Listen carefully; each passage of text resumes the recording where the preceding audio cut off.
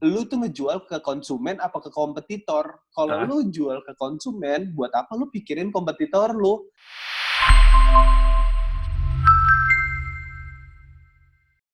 Hai guys, kembali lagi di channel Titik Mulai. Nah, hari ini kita akan membahas tentang mulai cerita. Dan tamu hari ini adalah Mas Fatir. Nah, Mas Fatir ini adalah salah satu followers Titik Mulai. Mas Fatir ini sempet turun lah istilahnya di dalam bisnisnya. Habis itu dia curhat, dia DM, saya respon, kita curhat, dan kita bertukar ide. Dan tiba-tiba dong, hanya dalam 3 bulan saya diundang ke Malang buat menjadi speaker. Dan ternyata pas itu guys, dia sudah punya bisnis cabang 2, dan sekarang dia sudah punya 4 cabang. Dan gara-gara COVID ini, dia juga pivot guys. Dia membuat usaha baru kayak semacam alternatif lah. Daripada gua ngomong terus, jadi mending kita langsung undang orangnya aja ya.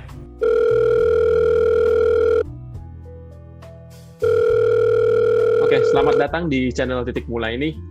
Bro, apa kabar bro? Waduh, luar biasa dong. Luar Luar biasa dong. Pertama-tama paling kenalin dulu dong ke audiens gua, lu itu siapa dan gimana nih cerita hidup lu sedikit lah. Boleh. Oke, jadi nama gue Fatir Ibnu. Gue perantau yang memulai satu usaha di kota orang. Oke. Jadi usaha gue tuh sekarang bergerak di bidang F&B. Namanya itu Nakamse. Nakam itu tuh artinya makan, se itu dulu. Nakam itu arti makan dari bahasa apa? Bahasa kebalik. Nakam makan. Oh, nakam. Simple ya ternyata ya. Iya, se itu kalau misalnya, jadi itu tuh awalnya itu tuh gara-gara gue bikin. Jadi kalau kita mau futsal kayak futsal yuk, se nakam se gitu. Nakam se makan dulu kayak gitu. Orang-orang Malang tuh nyebut kayak yaudah gue makan dulu deh, kayak gue nakam se, aku nakam se gitu. Maliki jalan kayak gitu. Jadi sesimpel itu. Oke. Terus yang gue lihat sekarang lu juga udah ini kan ada berapa cabang ya? Ada 3 ya, sama ada ini kan expand brand lain kan? Ada. Sekarang gue kebetulan 4 kok. 4 cabang. Jadi 3 di Malang, 1 di Surabaya. Oke. Kalau expand ke bisnis lain itu, gue ada salah satu brand mie ayam juga, mie ayam yang level kayak gitu di Malang. Namanya Taitei. Taitei itu tuh bahasa Bulgaria apa bahasa mana gitu, gue lupa. Itu artinya mie. Cuman kenapa Taitei kan karena gue mau konsepnya Chinese noodle gitu. Okay. Jadi ya itu ada. Terus sekarang gue lagi pivot juga nih. Berarti sebagai perantau lu lumayan sukses juga ya di kota orang ya? Amin, belum lah. Gila, lu juga kan perantau. Lu ambil market orang malah lu, parah lu. Lu juga kan perantau. Hari ini kita bahasnya tentang kamu, bukan gua. Oke. Nah, pertanyaan pertama nih, bagaimana caranya anak rantau seperti kamu bisa punya bisnis bahkan sampai udah 4 cabang, banyak brand lainnya? Ada ini gak sih bagaimana caranya lu memulainya awal-awal? Wah, susah sih banget sih. Dulu tuh jadi awal mula gua mulai bisnis itu tuh dulu gue sempet jadi kuadran pekerja juga yang punya aktif income. Jadi gue sempat kerja di salah satu tempat wisata di Malang. Nah di situ tuh awalnya gue magang kok. Terus setelah gue magang, gue pernah jadi tukang tiket. Gue pernah jadi yang kayak silakan zona selanjutnya kayak gitu. Lu tau gak sih? Jaga jalan itu. Kalau ada yang nanya, Mas abis ini kemana gitu? Silakan selanjutnya bisa belok kanan. Nanti ada zona ini kayak gitu. Dulu gue sempat kayak gitu. Terus gue sempat yang gelangin tiket. Lu tau gak yang kalau masuk gelangin tiket? Yang scan itu. Scan itu. Gue sempat magang di tempat kayak gitu, tapi gue orang yang ngekang. Menurut gue ini gue nggak dapat pelajaran dari sini. Akhirnya dari situ gue langsung bilang ke dosen gue mau pindah, gue nggak mau kalau di sini. Akhirnya di ACC lah. Tapi magang itu wajib dari kuliah atau emang keinginan sendiri atau gimana? Wajib dari kuliah, karena kan gue dulu D3. D3-nya di bidang apa? Itu manajemen informasi bisnis multimedia. Kayak nanti outputnya itu tuh ya sebenarnya digital marketing gitu-gitu. Kayak gitulah, pemasaran kayak gitu-gitu. Okay. Terus habis itu setelah itu gue pindah ke salah satu tempat wisata juga di Malang, di Batu. Dan di situ gue lumayan bisa explore diri gue. Gue dulu merupakan founder tim kreatifnya di salah satu tempat itu. Gue sebut boleh nggak sih kok? Boleh lah. Iya, di Museum Angkut. Gue kira Museum Angkut. Di Museum Angkut gue susah ngomongnya. Di Museum Angkut. Terus Berarti, setelah gue dari Museum Angkut, berarti magang tanggung jawab lu besar juga sebagai tim kreatif ketua lagi. gue di sana yang gue keselin tuh karena menurut gue sebesar itu nggak ada tim kreatif, padahal sering ada event, sering ada manggil-manggil, pokoknya ningkatin sales deh. Cuman di sana tuh nggak punya tim kreatif yang memanage untuk gimana caranya, misalnya Halloween party kayak gitu, itu nggak ada konseptornya gitu loh. Terus gue mikir ini perusahaan besar, kenapa nggak ada gitu loh. Akhirnya gue dipanggil untuk bikin sesuatu yang nggak ada di park-park lain. Jadi mereka tuh grup JTP 1, JTP 2, Museum Angkut, bla bla bla. Udah akhirnya gue cetusin kita bikin tim kreatif aja, karena tim di sini kan udah industri besar, bla bla bla, gue jelasin. Terus setelah itu gue konsepin yang Halloween party Museum Angkut tahun 2016 Nah itu gue waktu itu pas masih magang, dan maksudnya pas magang di Museum Angkut itu angkatan gue doang yang dipanggil ke atas panggung. Karena konsepin itu gitu loh. Terus ya di situ mungkin gue dapat exposure besar dari tim Museum Angkutnya. Nah setelah magang gue rehat dulu sebulan, terus habis itu gue dipanggil lagi untuk kerja di sana. Lanjutin mau nggak kerja full time berarti? Iya full time di sana. Berarti pas lu kerja di sana pas awalnya otodidak dong, nggak ada mentor, nggak ada yang pegang tangan lah istilahnya? Nggak ada. Semua atas landasan gue kadang-kadang tuh merasa kalau gue risih, gue pengen cetusin sesuatu, tapi gue berharap dengan apa yang gue omongin dilakuin, dan alhamdulillahnya waktu itu di sana mereka dengerin banget kata-kata gue. Gue waktu itu sempat konsepin ada di zona pesawat Museum Angkut itu. Gue sempat konsepin ada foto yang langsung jadi gitu dengan penyewaan ala-ala pilot kayak gitu. Akhirnya dipakai sampai sekarang. Nah dari situ gue dipanggil lagi pas kerja. Gue udah kerja selama 1 tahunan. Gue udah punya beberapa uang, ya maksudnya modal. Terus habis itu gue cabut aja dari sana karena ada satu dan lain hal deh, gue harus cabut dari sana. Setelah cabut, salah satu owner di Museum Angkut itu manggil gue diajak ngopi deh di zona pesawat. Dia bilang, udah jangan cabut, sini, ayo aku bantuin mau bikin bisnis, ayo bikin bisnis, katanya kayak gitu. Udah, terus habis itu gue bilang ya udah kita bikin souvenir pesawat aja, belum ada kan. Iya gue udah nyari semuanya, udah vendornya gue udah nyari segala macam. Ya tiba-tiba plak nggak jadi aja, tiba-tiba kayak gitu. Nah dari situ gue lumayan kesel, kayak kecewa karena ya posisinya gue baru mau titik mulai nih, ya kan. Siap. baru mau mulai nih gue, ya kan, gue baru mau mulai, terus tiba-tiba nggak jadi gitu loh. Akhirnya gue dan salah satu partner gue bilang lah, ayolah kita punya uang, ayo lipat gandain yuk, caranya kayak gimana. Dulu tuh ada salah satu brand rice box salt attack yang terkenal, yang booming banget, adanya di Jakarta doang. Terus gue mikir kenapa nggak dibawa ke Malang gitu loh. Hari ini gue konsepin dari nama segala macam, besok gue langsung eksekusi, besoknya gue langsung beli test food. Gue punya budgeting test food waktu itu, gue langsung coba selama 2 bulanan baru habis itu gue buka yang benar-benar plug buka di salah satu event. Waktu itu tuh sempat satu story anak Universitas Brawijaya itu tuh isinya Nakamse doang, kayak lu geser Nakamse gitu terus-terusan. Buktinya tuh pada hari itu tuh yang namanya gue trial and error, sehari itu tuh gue bisa 100 box kejual gitu loh. Ke hari pertama, itu kan eventnya 2 hari gue ngejual 200 box. Itu hari pertama jualan gitu loh, gara-gara story orang-orang UB isinya Nakamse doang. Udah setelah itu gue dari free order, gue balik modal di 3 minggu, gue injek dana lagi, gue buat store kayak gitu perjalanannya. Berarti mulainya dari stand kampus ya, pas awal-awal itu? Stand kampus, bener. Awalnya kayak gitu. Terus sempet delivery order yang gue nganter hujan-hujan, gue motongin ayam. Wah parah, kerasa sih. Banyak drama ya? Banyak lah. Gue ketemu customer yang nawar, ya kayak gitu-gitu lah. Tapi gila juga. Lu bisa balik modal dalam 3 minggu. Karena dulu tuh modalnya nggak terlalu besar kali ya hitungannya ya. Gue waktu itu modal buka-bukaan aja, modal dulu Nakamse itu tuh 6 juta. 6 juta buat mulai ya? Buat mulai itu 6 juta, terus habis itu ya udah kita running di rumah ya dengan cara marketing ngemis aja. Gue berpikir kalau gimana caranya orang mau beli ya otomatis orang harus tahu. Intinya tuh gue berpikir orang harus tahu Nakamse dulu. Itu dulu deh. Akhirnya gue personal chat satu-satu, ayo dong belilah, cobain, gue anterin kayak gitu. Mulai dari ngemis ya awal. Iyalah.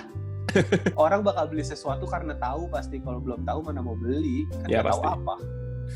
Kayak gitu. Jadi gue berpikir bisa dibilang itu. Semua pebisnis yang pernah gue ketemuin bilangnya gitu. Awalnya pasti ngemis-ngemis. Iyalah.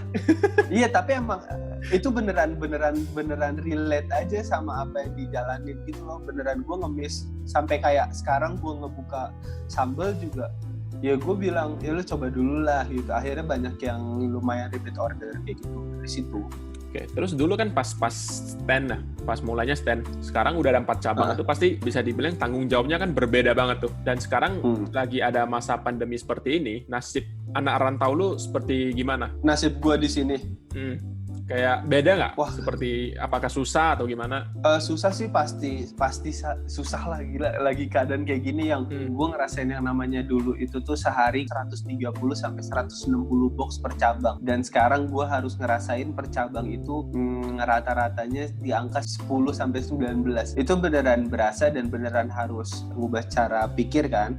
Gue kemarin tuh ngerasa kayak gue ditegur sama corona. 6 bulan 130 sampai 150 box ya gue santai gitu loh, kayak bukan santai sih, gue berpikir untuk perluas bisnisnya gitu loh.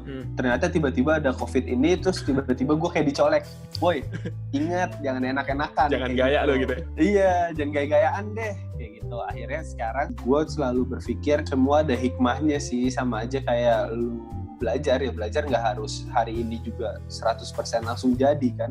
Benar. Akhirnya gue berpikir gimana caranya pivot, gue bikin sambal, akhirnya gue bikin frozen foodnya Nakamse. Akhirnya dari frozen food itu sekarang kan gue udah punya central kitchen, jadi dari central kitchennya itu tuh bisa deliver ke masing-masing store itu tuh berupa frozen food kan. Kalau nggak ada corona gue mungkin nggak berpikir sampai frozen food. Jadi sebenarnya ada nilai plusnya juga sih untuk gue pribadi. Untuk long termnya lah ya.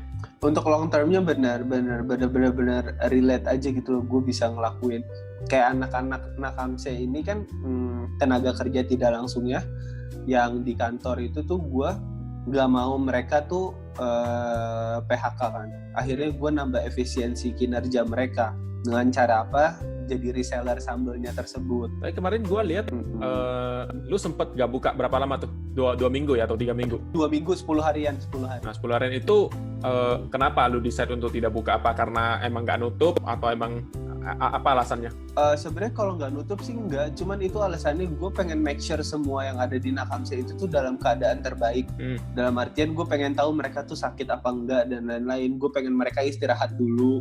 Karena kan yang kemarin bener-bener di blow up sama pemerintah tuh masalah ketakutannya COVID gitu loh. Jadi gue juga kena gitu. Gue takut kalau kenapa-napa. Jadi mendingan gue tutup dulu 10 hari tersebut. Terus abis itu gue cari tahu dulu anak-anaknya. Lu lagi sakit nggak? Kalau lagi sakit udah jangan dulu, jangan kerja dulu kayak gitu. Berarti pas yang libur itu mereka beneran libur atau mereka kerja di belakang layar?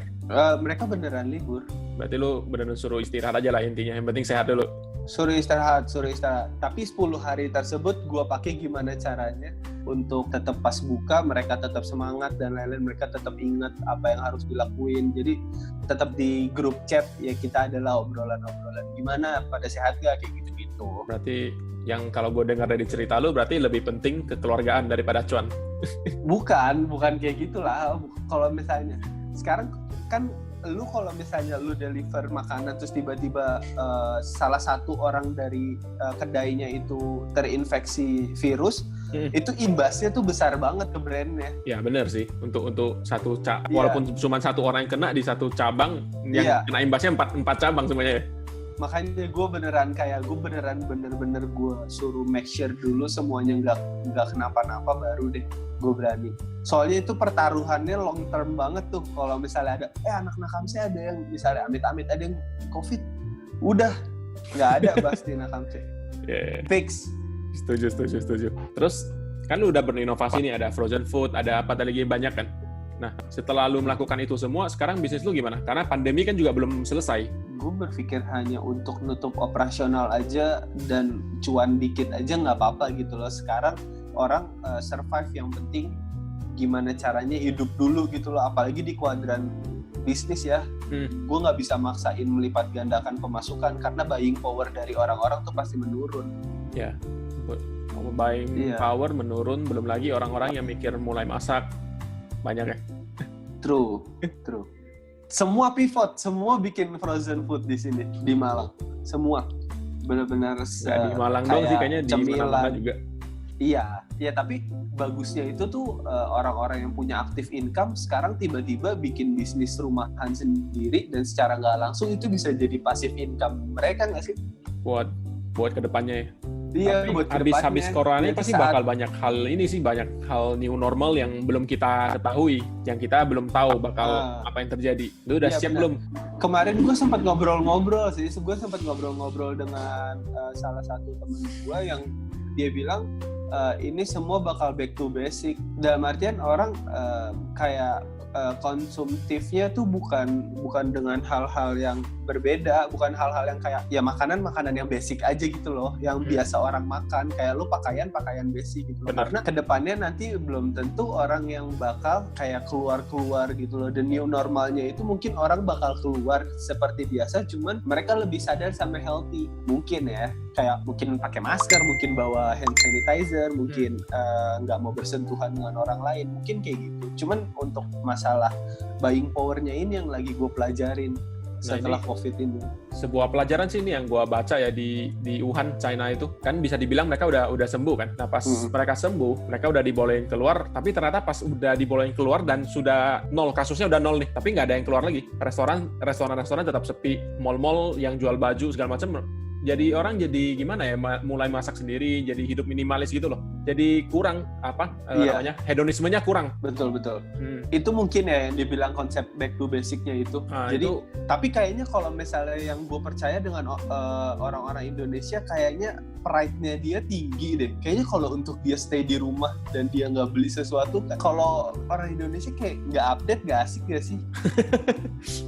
Menurut gue sih seperti itu ya. Di mana-mana orang-orang tuh kayak kangen nongkrong, kangen ngopi, yang kayak kangen ke klub kayak gitu-gitu loh. Jadi kayaknya kalau di Indonesia nggak mungkin dia bakal stay di rumah kayak gitu. Untuk jangka panjang nggak mungkin sih menurut gue. Itu kita baru tahu sih ntar pas sudah selesai semuanya. Betul.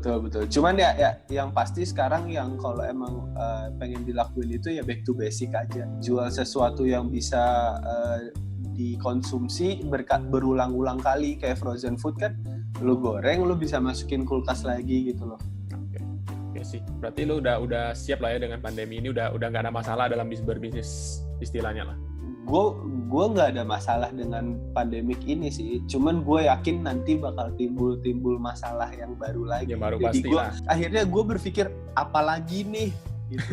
Ini dunia mau apa lagi nih, gue harus tahu nih dari sekarang. Udah nyantai tiba-tiba ditusuk dari belakang. Nah iya, makanya gue harus tahu dari sekarang nih, lu mau ngapain kayak gitu. Oke. Misalnya ada yang seperti lu juga perantau, mungkin bisa dibilang modalnya dikit lah, dia nggak bisa injek. Ada nggak solusi buat maintain bisnis dia ketika pandemi seperti ini? Bisa. Sekarang itu kemarin gue sempat nonton live-nya Mas itu yang Mbak Raffi, Mas Hendy. Dia sempat bilang di masa seperti ini itu yang harus dilakuin untuk kita yang mau memulai itu di investasi, industri rumahan, bisnis rumahan. Terus habis itu dibilang investasinya itu di saham katanya saham dan lain-lain.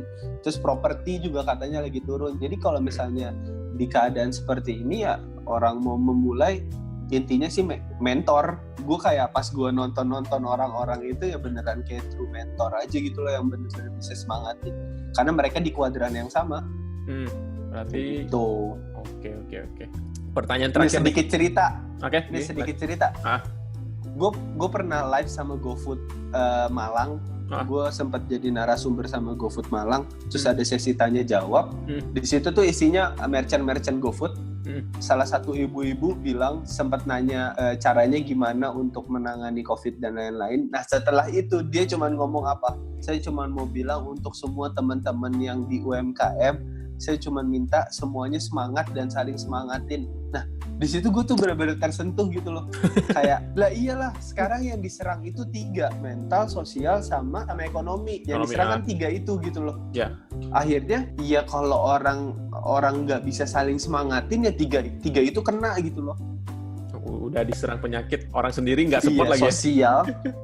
Iya, sosial kena, ekonomi kena, iya kan? Makanya gue benar-benar gue berharap dari semua orang-orang yang di kuadran pebisnis itu ya live Instagram terusin aja gitu loh, karena di situ tuh saat orang butuh advice tiba-tiba muncul kata-kata yang oh iya juga ya kayak gitu. Harus mendengar lah, lebih banyak mendengar, biasa knowledge-nya makin tambah sih. Gue juga belajar banyak nih dari lu hari ini. Walah, apaan sih? Oke. Pertanyaan terakhir, tips buat anak rantau yang masih baru banget, kalau mereka mau berbisnis di tempat orang, gimana caranya? Pertama yang lu harus garis bawahin, jangan pernah mengasumsikan hal-hal yang belum tentu terjadi. Oke. Yang gue alamin dan banyak banget orang masuk nanya-nanya ke gue itu tuh mengenai, Kak, aku mau bikin nasi goreng, tapi udah ada nasi goreng ini, nanti nggak laku kali ya, Kak? Itu loh, kayak kalau lu terus logikanya gini sih, lu tuh ngejual ke konsumen apa ke kompetitor? Kalau lu jual ke konsumen, buat apa lu pikirin kompetitor lu?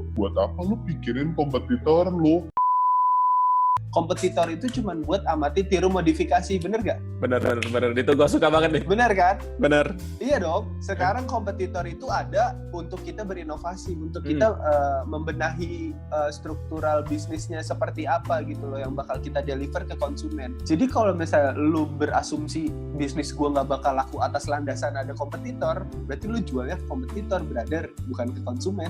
Gue juga pernah ada yang nanya gini ke gue juga, ada kompetitor gimana? Gue kasih tahu mereka kalau misalnya justru ada kompetitor itu pasti ada positifnya, ada minusnya. Positifnya kenapa? Kita jadi ada tolak ukur kemampuan kita itu gimana. Kalau sekarang makanan kita nggak bagus nih, kita misalnya jual spaghetti di tempat desa lah, di kampung di mana gitu. Makanan kita itu nggak enak banget, kita juga nggak tahu. Dan orang nggak mau ke tempat kita karena makanan kita nggak enak. Tapi kita merasa, oh ternyata di kampung ini orang nggak suka spaghetti gitu loh. Iya benar.